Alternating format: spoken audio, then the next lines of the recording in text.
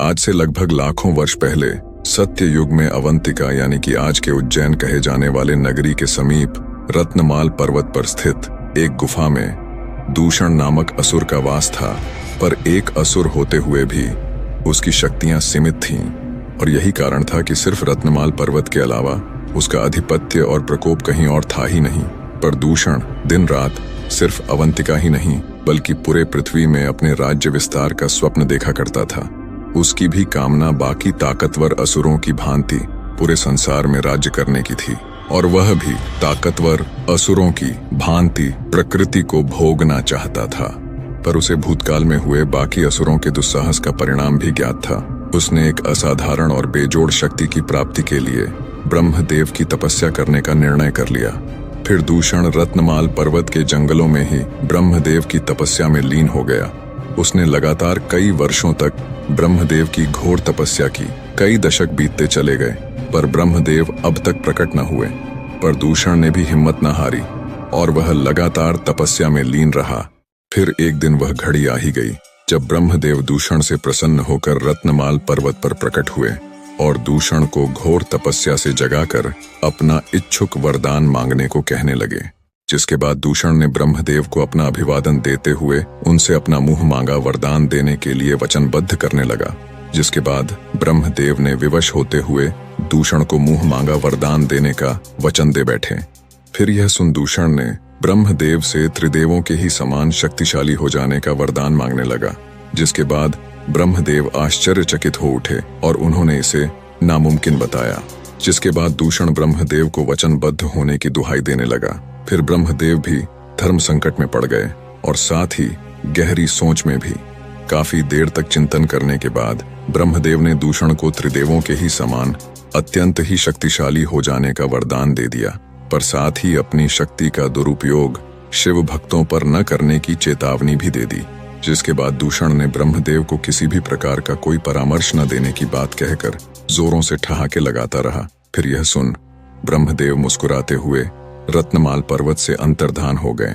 इसके बाद दूषण अपने गुफा में वापस आकर तपस्या से प्राप्त शक्तियों का इस्तेमाल करते हुए अंधेरे में डूबे हुए अपने गुफा को एक राजमहल में परिवर्तित कर सिंहासन में विराजमान हो गया और ठहाके लगाता हुआ अपनी मायावी ताकत से हजारों की संख्या में आसुरी योद्धाओं को उत्पन्न करने लगा। साथ ही दूषण उन विशाल आसुरी सेना को लिए अवंतिका नगरी समेत आसपास के सभी अलग अलग राज्यों पर एक भयावह हमला कर अपने राज्य का विस्तार करना शुरू कर दिया।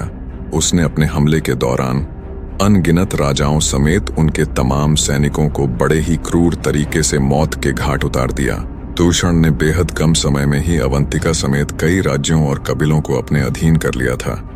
यहाँ तक कि उसकी शक्तियों से प्रभावित या भयभीत होकर पाताल लोक के कई असुर भी उसके साथ संधि कर चुके थे।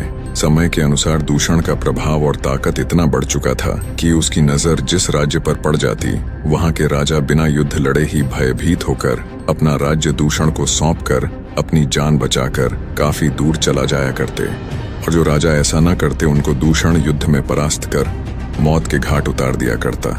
साथ ही उनके राज्य समेत उनकी रानियों पर भी अपना अधिकार कर लेता। दूषण के इसी क्रूरता के कारण उसे सारा संसार काल के नाम से भी जानने लगा था। समय यूं ही बीतता गया और तमाम राज्यों को लगातार जीतने के साथ साथ अब उसकी नजर भगवान की पूजा पाठ कर रहे तमाम ऋषि मुनियों पर जाने लगी। भगवान की पूजा पाठ करता देख वह साधु संतों से ईर्ष्या करने लगा था। उसने सोचा कि जब पूरा राज्य उसके अधीन है और वो स्वयं ही त्रिमूर्ति की भांति अत्यंत शक्तिशाली भी है तो यहाँ भगवान की ही जय जयकार क्यों? जय जयकार तो सिर्फ दूषण की ही होनी चाहिए क्योंकि वही तो है सबका करता धरता। जिसके बाद दूषण ने अपने आसुरी सैनिकों को अपने अधीन राज्यों में ऋषि मुनियों और प्रजा द्वारा हो रहे सभी भगवान के पूजा पाठ को बंद करवाने का आदेश दे दिया। इसके बाद दूषण की आसुरी सेना साधु संतों के साथ साथ सभी प्रजा को भी भगवान की पूजा पाठ तत्काल ही बंद करने के लिए दबाव डालने के साथ साथ भयभीत भी करने लगे और जो इसका विरोध करता दूषण उसके समक्ष स्वयं ही आकर उसका काल बन जाता और उसे मौत के घाट उतार देता। ये सिलसिला यूं ही कई महीनों तक ऐसे ही चलता रहा। जिसके बाद दूषण अपने अधीन राज्यों में भगवान की पूजा पाठ और यज्ञ को पूरी तरह से बंद करवा चुका था। जिसके बाद उसकी छाती काफी चौड़ी हो चुकी थी और उसका आत्मविश्वास जोरों से ठाके लगाए जा रहा था। पर वहीं दूसरी तरफ अवंतिका नगरी में ही 4 ब्राह्मण भाई, जो कि महादेव के परम भक्त थे, उन्होंने महादेव की पूजा पाठ और यज्ञ बंद नहीं की, बल्कि दूषण समेत उसकी आसुरी सेना से बिना डरे उसके नाक के नीचे ही अपने पूजा पाठ और यज्ञ को यूं ही जारी रखे हुए थे। दिन यूं ही बीतते गए और एक दिन दूषण को उसके गुप्तचर द्वारा उन 4 ब्राह्मण भाइयों के द्वारा हो रहे महादेव के पूजा पाठ एवं यज्ञ के बारे में पता चला, जिसके बाद वह गुस्से में आग बबूला हो उठा। फिर उसने ब्रह्मदेव के वरदानी शर्त को ध्यान में रखते हुए अपने कुछ आसुरी सैनिकों को, उन 4 शिव भक्त भाइयों को तत्काल ही महादेव की पूजा पाठ और यज्ञ को सिर्फ रुकवाने और कड़ी चेतावनी देने का आदेश दे दिया। जिसके बाद दूषण के आसुरी सैनिक उन 4 ब्राह्मण शिव भक्त भाइयों के समक्ष आ खड़े हुए और थोड़ी नरमी से महादेव की पूजा पाठ एवं यज्ञ को तत्काल ही हमेशा के लिए बंद करने की बात कहने लगे, जिस पे उन 4 ब्राह्मण भाइयों ने उन असुरों को इसके लिए साफ साफ इनकार करते हुए तत्काल ही अपने आश्रम से वापस लौट जाने की बात कहने लगे। जिसके बाद दूषण के आसुरी सैनिक विवशता पूर्वक वहां से वापस रत्नमाल पर्वत की ओर लौट गए। और यहाँ जब आसुरी सैनिक दूषण के समक्ष असफल होकर लौटे और उसे सारी बात बताने लगे, तो दूषण के क्रोध का ठिकाना न रहा। वह पूरी तरह से तिलमिला उठा, जिसके बाद उसने उन 4 शिव भक्त ब्राह्मण भाइयों को मौत के घाट उतारने का मन बना लिया और अपनी धारदार तलवार लिए वह जैसे ही अपने महल के बाहर निकला कि अचानक उसे महादेव की एक आकाशवाणी हुई, जिसमें महादेव ने उसे यह गलती न करने की चेतावनी देते हुए इतना कहकर महादेव अंतर्धान हो गए। जिसके बाद दूषण एक गहरी चिंता में पड़ गया और कुछ क्षण वहीं रुककर सोचने लगा। फिर उसने सोचा कि वो तो स्वयं भी त्रिदेवों के समान ताकतवर है, तो फिर एक त्रिदेव से ही क्यों डरना। जिसके बाद दूषण जोरदार हुंकार भरते हुए अवंतिका नगरी की ओर निकल पड़ा। और यहाँ अवंतिका में 4 शिव भक्त ब्राह्मण भाई महादेव के यज्ञ में लीन हुए बैठे थे कि तभी वहां अति क्रोधित दूषण का आगमन होता है और 4 ब्राह्मण भाइयों को महादेव की पूजा पाठ तत्काल ही बंद करने की चेतावनी देने लगता है। जिसके बाद 4 ब्राह्मण भाई दूषण को एक कदम भी आगे न बढ़ने और साथ ही वापस लौट जाने की बात कहने लगते हैं। फिर इतना सुनते ही दूषण का क्रोध सब्र के बांध को तोड़ता हुआ फूट पड़ता है और फिर दूषण अपनी धारदार तलवार लिए 4 ब्राह्मण भाइयों पे टूट पड़ता है। दूषण जैसे ही अपनी तेजधार तलवार घुमाए अति तीव्र गति से 4 ब्राह्मण भाइयों के ऊपर प्रहार करने वाला होता है कि तभी अचानक उनके मध्य धरती कांपने लगती है और बेहद तीव्र गति से धरती वहीं फट पड़ती है, जिससे कि दूषण झटके खाता हुआ काफी दूर जा गिरता है। और यहाँ धरती का सीना छींड़कर महादेव महाकाल का रूप लिए धरती से बाहर निकलते हैं और एक जोरदार गर्जना भरते हैं, जिन्हें देख दूषण थड़ थड़ कांपने लगता है। महाकाल के इस प्रलयनकारी रूप को देख दूषण समझ जाता है कि हो न हो ये स्वयं महादेव ही हैं। जिसके बाद दूषण अपने वरदानी शक्ति का इस्तेमाल करते हुए लाखों की संख्या में आसुरी योद्धाओं को प्रकट करने लगता है।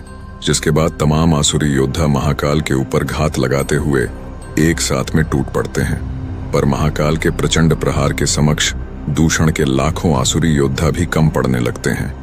महाकाल बेहद तीव्र गति से अपने त्रिशूल से ही तमाम असुरों को मौत के घाट उतारने लगते हैं। महाकाल के प्रचंड प्रहार से पूरी आसुरी सेना के साथ साथ धरती भी थर्रा उठती है।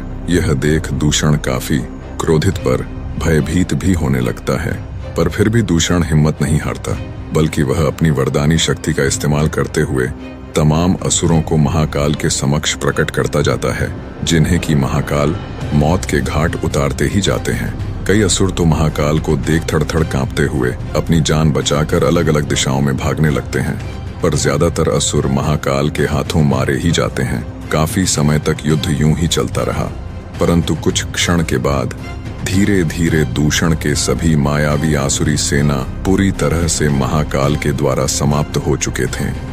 साथ ही दूषण की वरदानी शक्ति ने भी अब असुरों को लगभग प्रकट करना बंद ही कर दिया था, पर फिर भी दूषण का अहंकार अब तक शेष रह गया था। जिसके बाद दूषण ने कोई और मार्ग न देखते हुए महाकाल से स्वयं ही टकराने का मन बना लिया, और फिर दूषण गरजता हुआ अपनी धारदार तलवार लिए महाकाल पे टूट पड़ा।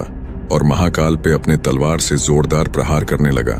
पर महाकाल ने उसके हर प्रहार का जवाब अपने त्रिशूल से देते हुए दूषण को अपने एक ही मुक्के के प्रहार से काफी दूर फेंक दिया। और फिर महाकाल हवा में काफी तीव्र गति से उछलते हुए धरती पर पड़े कराह रहे दूषण के समक्ष आ खड़े हुए और अपने क्रोध की प्रचंड तेज अग्नि से दूषण को वहीं जलाकर भस्म करने लगे।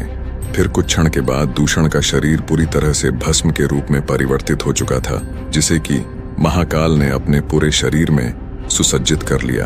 दूषण के शरीर के भस्म को सुसज्जित करने के कुछ क्षण के बाद ही तीव्र क्रोधित महाकाल शांत होते हुए महादेव के रूप में वापस से आने लगे, जिसके बाद चारों शिव भक्त ब्राह्मण भाइयों ने महादेव के समक्ष आकर उन्हें अपना अभिवादन और आभार जताया। साथ ही महादेव व महाकाल की जय जयकार लगाते हुए उन्हें अवंतिका नगरी में ही सदैव के लिए बस जाने के लिए प्रार्थना करने लगे।